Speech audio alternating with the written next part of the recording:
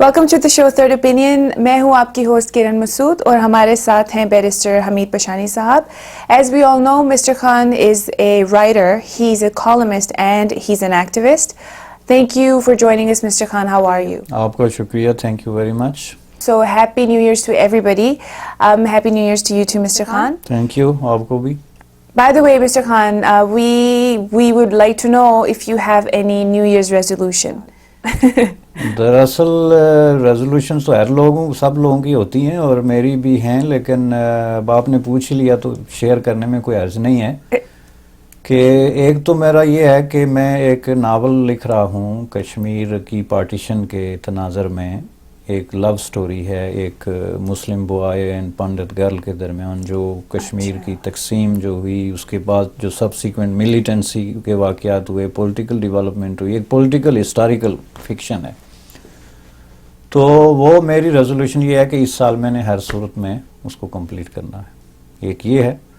دوسرا یہ ہے کہ میں زیادہ سے زیادہ جو ہے وہ پانی پیوں گا, زیادہ سے زیادہ سبزی اور فروٹ کھاؤں گا, اور زیادہ سے زیادہ ایکسرسائز کروں گا. Viewers, today we will talk about Malala Yousafzai. جیسے کہ ہم سب جانتے ہیں کہ ایک سال پہلے Malala she got shot. And ever since that پچھلے ایک سال سے بہت ساری نئی باتیں سامنے آئی ہیں. There's a group of people جو constantly ملالا کو criticize کر رہے ہیں. مسٹر خان, ہمارا پہلا سوال آپ سے یہ ہوگا کہ what is the reason why پچھلے ایک سال پہ Malala there's this group of people, especially media, criticizing Malala? دیکھیں, ملالا کو جو گروپ آف پیپل آپ نے کہا نا, یہ فنڈامنٹلسٹ رائٹ ونگ قسم کی ایک گروپ ہے جو پاکستان کے نیوز پیپرز میں, میڈیا میں, ٹیلی ویژن پہ جو ہے ان کا باقاعدہ قبضہ ہے. تو یہ ہر اس شخص کو کریٹیسائز کرتے ہیں جس کی رائے جو ہے ان کی رائے سے مختلف ہے. یعنی کوئی بھی شخص جو ہے جو پازیٹیو تھنکنگ ہے, پروگریسو تھنکنگ ہے, ماڈریٹ تھنکنگ ہے, اس کو یہ جو ہے ہمیشہ اسی طرح جو ہے اپنی تنقید کا نشانہ بناتے ہیں. تو ملالا پہ تنقید کی وجہ جو ہے انہوں نے شروع کی اس کی بک سے, کہ جب اس کی بک سامنے آئی تو جو انہوں نے اپنے ذہن میں ملالا کا ایک اپنا خاکہ بنا رکھا تھا نا اپنے خیالات کی روشنی میں, وہ ذرا ان کے خیالات ٹوٹ گئے. چونکہ وہ سمجھ رہے تھے کہ وہ سوات کی چھوٹی سی لڑکی ہے, پردہ کرتی ہے یا چادر پہنتی ہے, تو اس کے خیالات بھی ایگزیکٹلی اسی طرح فنڈامنٹلسٹ یا پرو فنڈامنٹلسٹ ہوں گے جیسے کہ ان کے ہیں. لیکن جب اس کی بک سامنے آئی تو بک میں اس نے بہت ساری چیزیں کلیئر کی جو کہ ہسٹوریکل فیکٹس ہیں یا ریئلٹیز ہیں پاکستان کی. جی, اس میں اس نے یہ بہت ساری چیزیں جو ہیں ایکسپوز کی, جس کی وجہ سے وہ سارے جناب اس کے خلاف لکھنا شروع ہو گئے. تو بنیادی طور پہ اس نے جو کریٹیسزم کیا اس بک میں, جن جن لوگوں کے, مثلا اس نے ضیاء الحق کے حوالے سے لکھا. ضیاء الحق کا جو فنڈامنٹلزم تھا, جس کی بیس پہ اس نے پاکستان میں اسلامائزیشن کا پروسیس جو ہے وہ کیا, جی, اس کو اس نے کویسچن کیا. اب ظاہر ہے ضیاء الحق جو ہے وہ کوئی خدا تعالیٰ کی طرف سے نعوذ باللہ تو اپوائنٹ نہیں ہوئے تھے نا, انہوں نے خود اپنے آپ کو اپوائنٹ کیا تھا. ایک ایسا شخص جس نے پاکستان میں ایک ڈیموکریٹک گورنمنٹ جو ہے اس کو ٹاپل کیا ایلیگلی بندوق کے زور پہ, اور پھر ایک الیکٹڈ پرائم منسٹر جو ہے اس کو انفیئر ٹرائل میں لے جا کے پھانسی دی.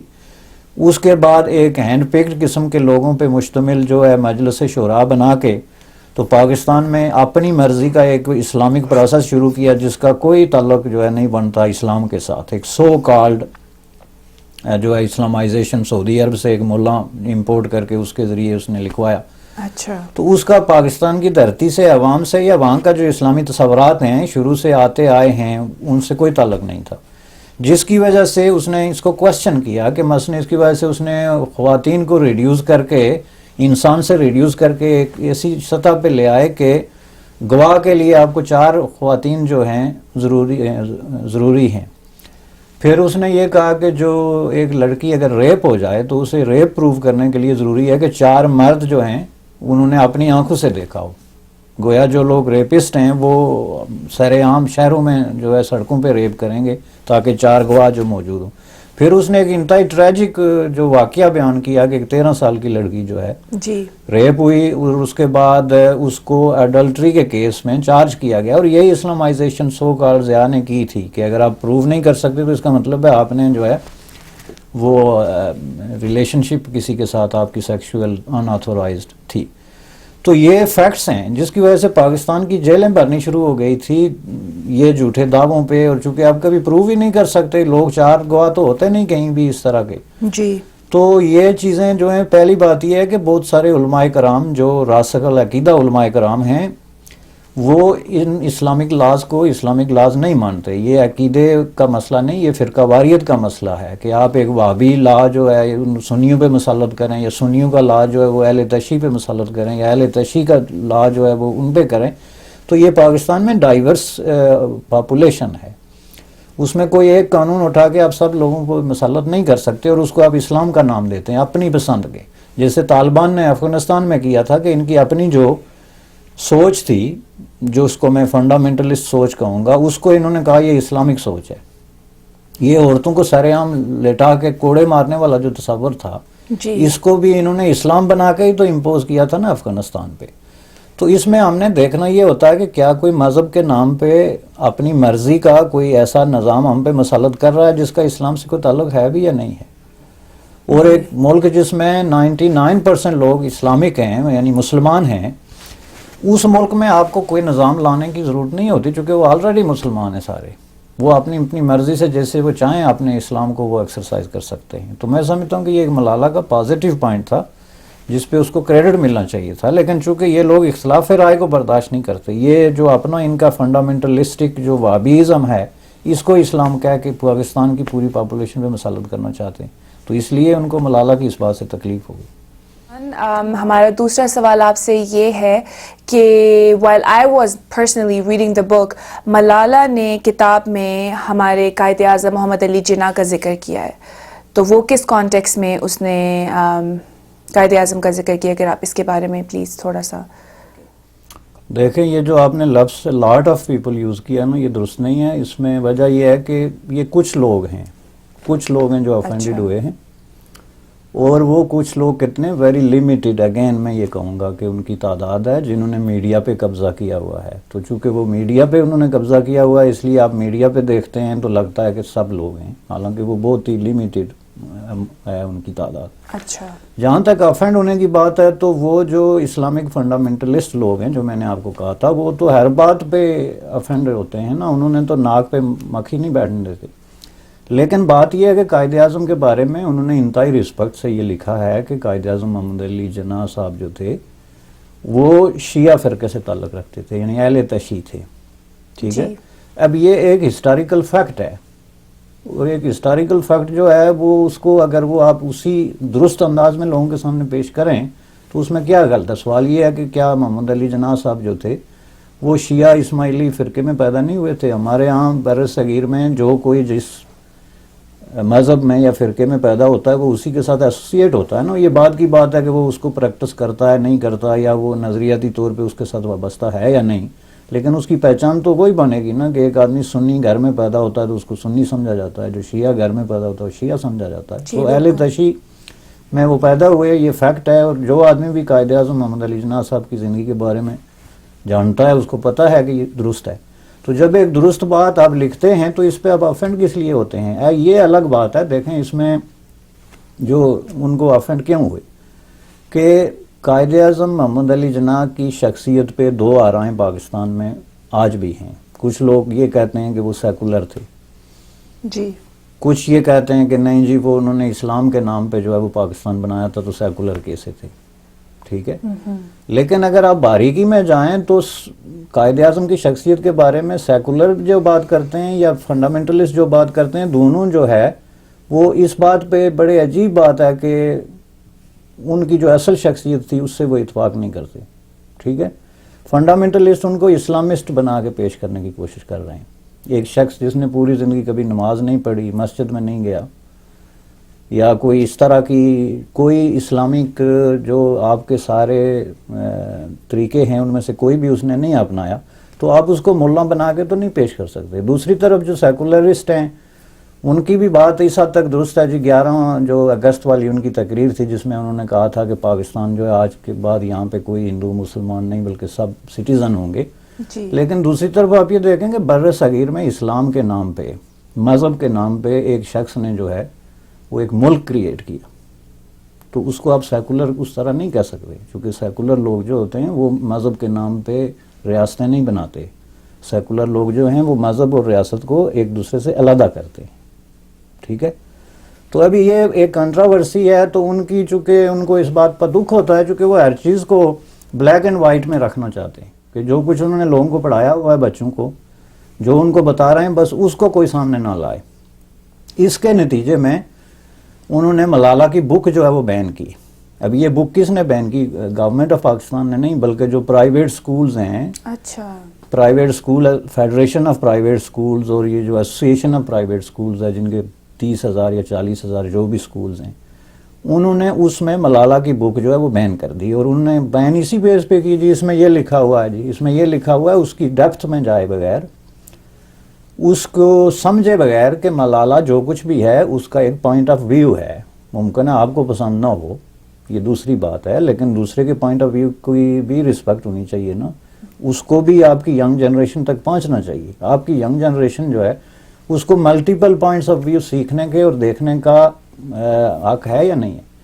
اور اگر آپ یہ بین کرتے ہیں, سنسر کرتے ہیں, تو اس کا مطلب آپ اپنی جنریشن سے ان کا جو رائٹ ٹو لرن ہے, رائٹ ٹو نو ہے, وہ آپ اصل میں بین کر رہے ہیں. اور آپ یہ سمجھ رہے ہیں کہ آپ کو تاریخ کی بہت بڑی خدمت کر رہے ہیں. یہ وہی مینٹالٹی ہے, جنرل ضیاء والی مینٹالٹی. یہ وہی ڈکٹیٹرز, ان کے دوست اور انہی کے رشتہ دار اور انہی کے یہ چیلے چانٹے ہیں جنہوں نے یہ اسکول اور اس طرح کی کھولی ہوئی ہیں. جی. اب اس میں مزے کی بات یہ آپ دیکھیں, تکلیف ان کو اس لیے ہوئی کہ یہ ایک پورا گروپ ابھی بھی پاکستان کے میڈیا میں جو جنرل ضیاء الحق کے زمانے سے لے کے پاکستان کی سوسائٹی پہ, پاکستانی ملٹری میں ایک بڑی تعداد میں ایک گروپ یہ موجود ہے. اور وہی ضیاء الحق ٹائپ اوپینین جو ہے وہ اس کو آگے لے کے چلنا چاہتے ہیں. اب کوئی نئی بات جب سامنے آتی ہے جس کی وجہ سے ان کی یہ مناپلی ہے, تو وہ پھر جو ہے اس پہ چیخنا شروع ہو جاتے ہیں.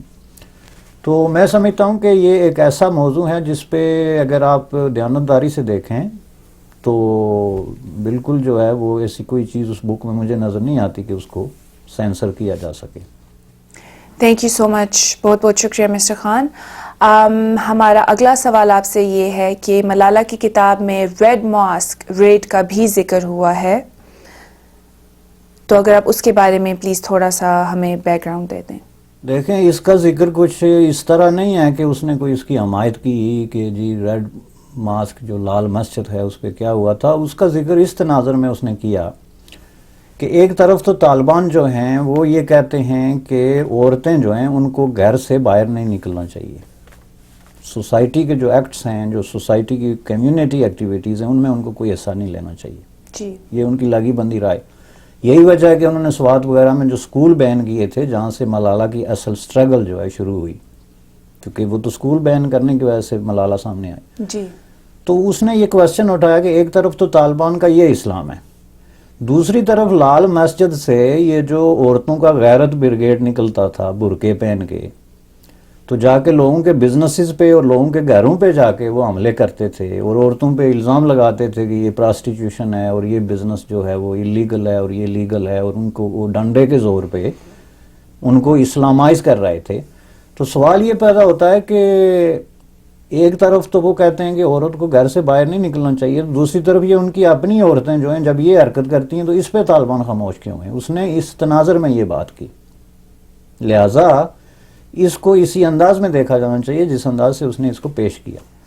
بہت بہت شکریہ مسٹر خان. ہمارا اگلا سوال آپ سے ہے کہ ملالہ کی کتاب میں اسامہ بن لادن کا بھی ذکر ہوا ہے, تو اگر آپ اس کے بارے میں پلیز ہمیں تھوڑا سا بتا دیں کہ اسامہ کا کس کانٹیکس میں بات کی گئی ہے ملالہ کی کتاب میں. دیکھیں, وہ القاعدہ کے خلاف اور طالبان کے خلاف اور جتنے بھی ٹیررسٹ گروپس پاکستان میں ہیں اس کی اس نے بات کی ہے. اور بن لادن کے حوالے سے اس نے یہ لکھا ہے کہ وہ ایبٹ آباد سے جہاں سے پکڑا گیا, یہ کیسے پاسبل تھا کہ پاکستان کی جو انٹیلیجنس ایجنسیز ہیں ان کو نہیں پتہ تھا. اس نے اپنے فادر کے حوالے سے بات کی ہے. جی. بلکہ بک میں موسٹلی باتیں اس نے فادر کے حوالے سے کی ہیں کہ وہ کیا کس ایشو پہ کس طرح کی بات تھی. تو اس میں انہوں نے یہ کوئی نئی بات نہیں کی. پاکستان میں یہ کتنی بڑی ڈسکشن رہی ہے, خود پاکستان کی اپنی جو انسٹیٹیوشنز ہیں اس کے اندر یہ ڈسکشن کہ بھئی وہ کیسے وہاں پہ چھپا ہوا تھا, کیسے یہ ممکن تھا کہ ایجنسیز کی نظروں میں آئے بغیر ایک اتنے بڑے گھر میں اتنے لوگ رہ رہے ہیں، اور یہی سوال اس نے اس کو دہرایا ہے. اور میں سمجھتا ہوں کہ اس سے کس کو تکلیف ہوئی، اس سے پھر وہی میں آپ کو کہتا ہوں نا کہ جن لوگوں کی القاعدہ کے ساتھ، طالبان کے ساتھ یا ٹیررسٹ آرگنائزیشنز کے ساتھ دلی ہمدردیاں ہیں.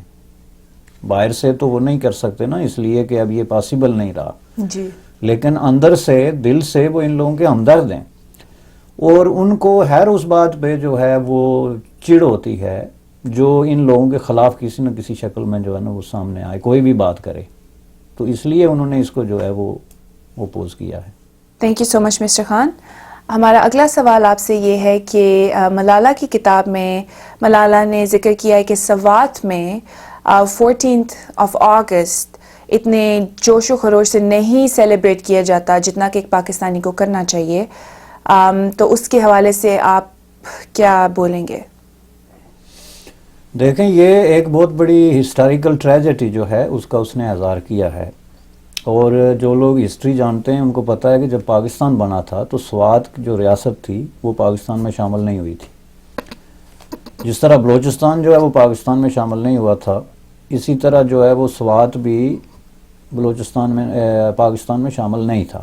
اچھا. بعد میں پھر جو ہے وہ یہ ریاستیں جو ہے نا پاکستان میں شامل ہوئی، اور ان کے جو شامل ہونے کا پروسیس تھا اس پہ آج بھی بلوچستان میں تو واضح طور پہ ایک بحث چل رہی ہے کہ یہ پروسیس جو ہے اس میں لوگوں کو کنسلٹ نہیں کیا گیا، یا ان کی جو ہے وہ اس میں جو فری ول تھی وہ شامل نہیں تھی. اسی طرح سوات میں بھی تھا کہ لوگوں نے یہ کہا کہ ہمیں زبردستی شامل کیا گیا، اور ہمارا جو اپنا سسٹم ان کا تھا وہ ایک ڈیفرنٹ ان کا سوشیو اکنامک سسٹم تھا، جسٹس سسٹم تھا، اس کو انہوں نے جو ہے وہ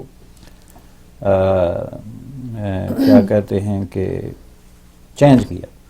تو اس وجہ سے اس نے یہ مثال دی کہ اس طرح انہوں نے جب یہ سیلیبریٹ کر رہے تھے 14th آف اگست کو، تو اس میں سوات میں لوگوں نے اس کو یوم سیاہ کے طور پہ جو ہے وہ بنایا، جس کی وجہ سے لوگ جو ہیں وہ اریسٹ ہوئے. اچھا. ٹھیک ہے. So it was a tragedy. اور یہ پاکستان کے اندر کاموں اور کامیتوں کے جو مسئلے ہیں یہ اسی طرح ہیں اور سیریس ہیں کہ لوگوں کے رائٹ آف سیلف ڈٹرمینیشن جو ہے، جو بھی وہاں کی نیشنلٹیز ہیں، وہ بلوچ ہو گئے، سندھی ہو گئے، پختون ہو گئے، ان کی تاریخ میں اس طرح رسپیکٹ نہیں ہوئی. ڈکٹیٹرز جو ہیں انہوں نے ہمیشہ ان نیشنلٹیز کے رائٹس جو ہیں وہ ان کو ریفیوز کیا، ان کو بلکہ پورے طریقے سے کرش کیا، فوج کشی ہوتی رہی. یہ سارے ظلم اور تشدد جو ہے پاکستان میں چھوٹی قومیتوں کے ساتھ جو ہے وہ ہوتا رہا. یہ کوئی نئی بات نہیں جو ملالہ نے کر دی.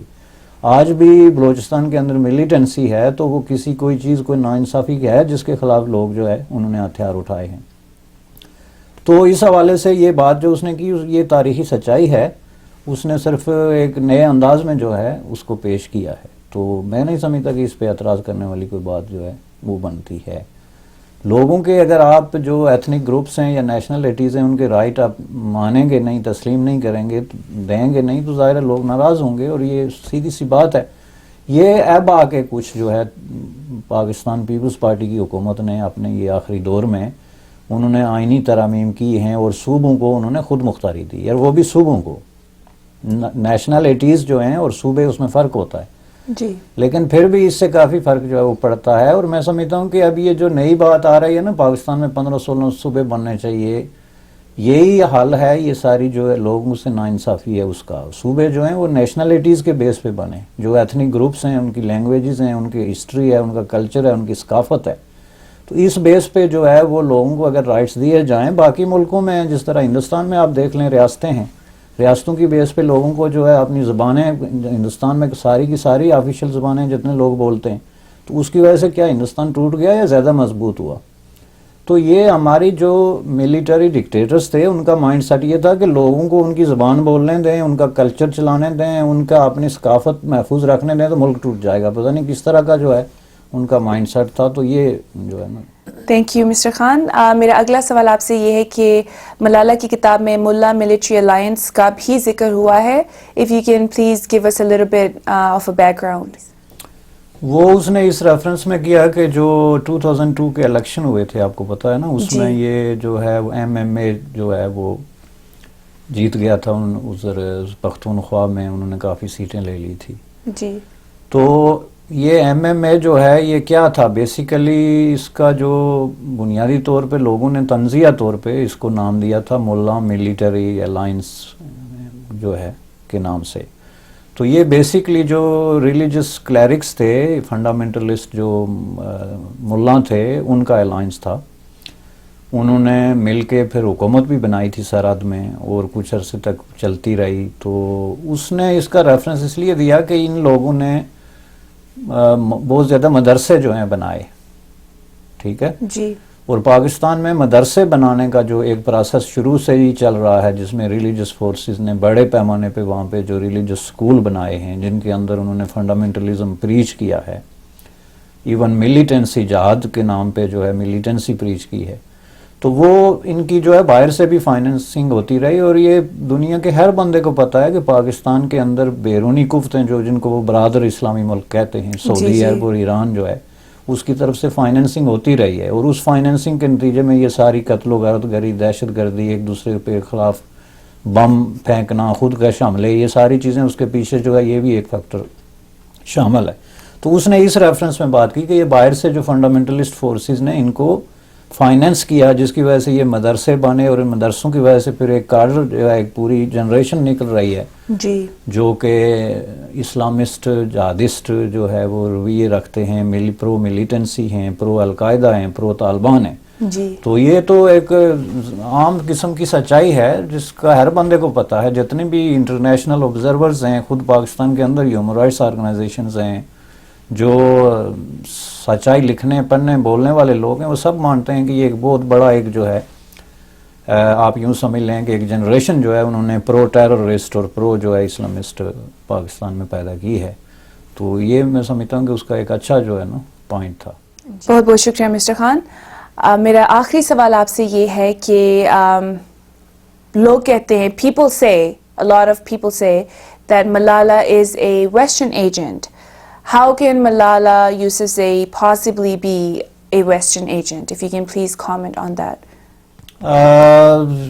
پہلی بات یہ آپ نے جو کہی نا کہ لوگ کہتے ہیں، یہ لوگ نہیں کہتے، یہ بھی وہی ایک چھوٹا سا گروہ ہے جو وہی فنڈامنٹلسٹ لوگوں کا، اچھا. کہ وہ ہر اس شخص کو جو انصاف کی بات کرتا ہے، امن کی بات کرتا ہے، پاکستان